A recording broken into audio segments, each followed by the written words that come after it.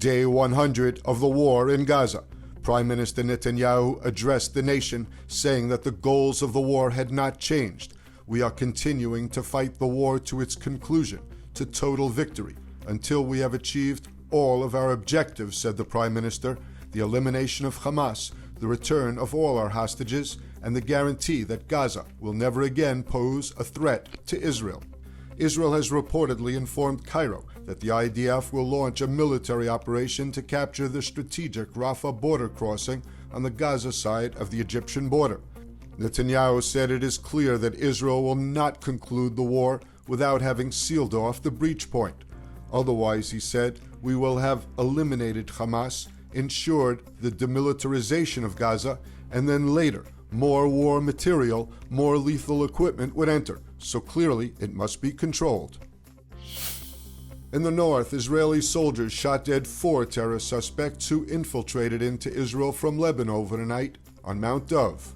The terror squad was spotted by Israeli troops conducting a patrol on the northern border.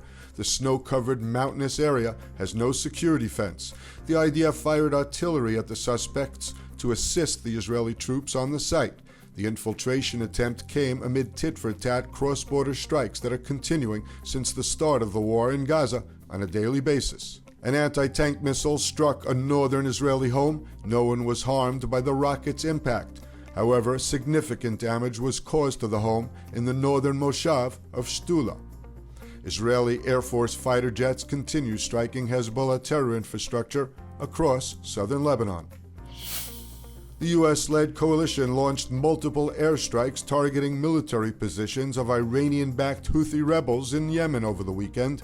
The Allied forces acted as Houthi attacks continued after repeated warnings were ignored to stop targeting commercial vessels in the Red Sea. The first day of strikes hit 28 locations, hitting more than 60 targets, and additional targets were hit on day 2. 5 Houthi fighters were reportedly killed in the strikes. U.S. President Joe Biden warned that the Houthis could face further attacks and that Iran has been sent a strong message. Experience the power of truth with ILTV News. If you're looking for quality content and captivating visuals, join our news community and become an integral part of our team as we embark on a mission to unveil the real Israel, dismantling the web of lies and misinformation that surround reporting on Israel. By subscribing to ILTV News, you will not only have access to the latest updates, but you will also amplify our message, creating a ripple effect that carries the truth far and wide. Subscribe today and help reshape the narrative. Available on the web, Android, and Apple.